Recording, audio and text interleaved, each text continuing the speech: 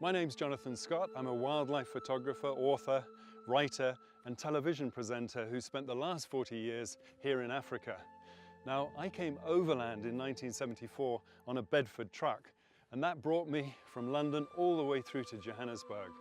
But during that journey, I saw this place, the Serengeti, and the Masai Mara to north of here, one extraordinary area where animals still roam free. And I thought to myself, that's where I want to work. But let's just go back in time a little bit, because I studied for a degree in zoology at Queen's University in Belfast.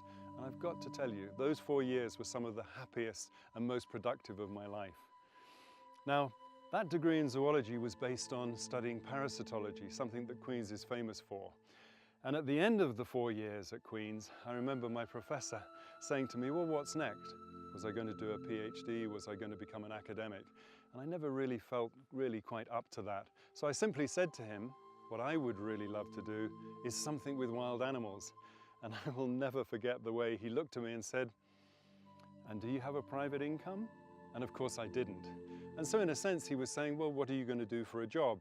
Well, I was so passionate about wildlife that I determined that that was going to be my dream, the dream I wanted to follow, the dream that brought me here to Africa.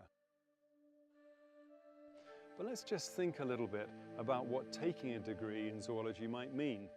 I can tell you one thing, if the environment isn't the most important issue facing us today, then I don't know what it is. And a degree in zoology gives you a wonderful grounding in animal behavior, evolution, looking at the small things and the big picture too. But more than anything, I think it gave me the confidence to believe that I was capable of standing shoulder to shoulder with anybody else. It allowed me to develop the discipline to really study, to really find my feet, to be able to actually be on my own and be productive. And when I came to Africa, there were lots of people who wanted to do what I wanted to do, to live in the bush, to watch wild animals.